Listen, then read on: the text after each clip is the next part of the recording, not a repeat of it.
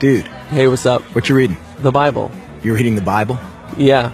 Dude, why are you reading the Bible? For class? No, I just... Okay, so you're just reading the Bible. You're just sitting here in a coffee shop in the 21st century using state-of-the-art technology to read ancient myths for no reason whatsoever. Well... Tell me something. Are you one of those super religious people who thinks Jesus actually rose from the dead? Well, I do believe that. Do you also believe in the Easter Bunny, Santa Claus, unicorns, Bigfoot? Ever been abducted by aliens? And do you buy into all those other ancient myths about dying and rising gods invented by primitive nomadic tribes back in the Bronze Age? No. Okay, so what's the difference between Jesus rising from the dead and all those other fairy tales? Here's the difference. My belief in the resurrection of Jesus is rational. It's based on historical facts. Facts? What facts? Well, first, Jesus died by crucifixion. Whoa, hold on. We don't even know if Jesus existed. Why should I believe your facts? Well, because the 5 facts I'm going to give you are backed by so much historical evidence that most professional critical scholars who study the subject accept them as true. That includes skeptical atheist scholars. Okay, so Jesus was a guy who actually existed and then got himself killed. So what? That's the first fact. Second, his disciples were convinced that he rose from the dead and appeared to them. Third, Paul, a sworn enemy of the early Christians, suddenly became a Christian. Fourth, Jesus' skeptical brother James also became a Christian.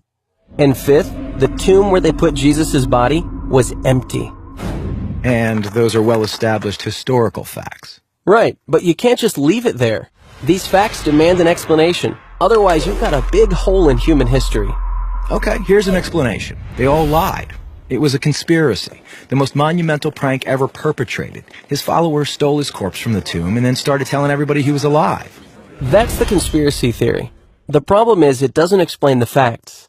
How do a few spineless fishermen, cringing in fear for their lives, subdue a bunch of well-armed, professional Roman guards, roll away a 2-ton stone, steal a body, then hide it from a city swarming with people trying to find it? And why would they do it?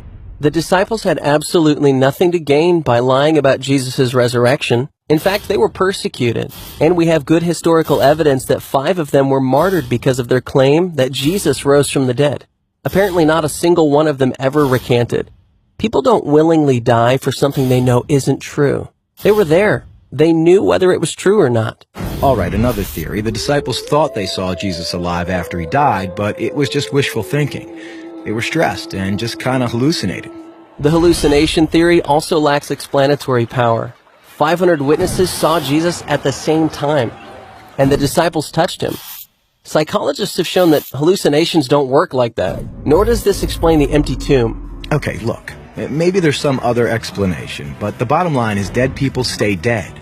Rising from the dead would be a supernatural event, a miracle, and science has proven that miracles don't happen. Oh, really? When did that happen?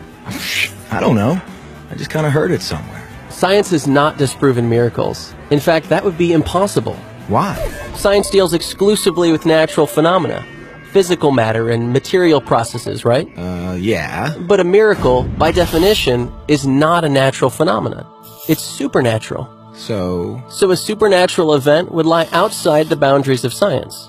It's logically impossible for science to throw out any hypothesis that lies outside its boundaries. why have I never heard this stuff before? I don't know. Maybe because it's scary? Scary?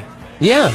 As long as Jesus rising from the dead is just a fairy tale, like Santa Claus and unicorns, it doesn't threaten my little world. But if it's a fact, if he actually did rise from the dead, that's huge. It's a total game changer. And that's why it's so hard to think about it objectively. Whoa. Yeah. Big whoa.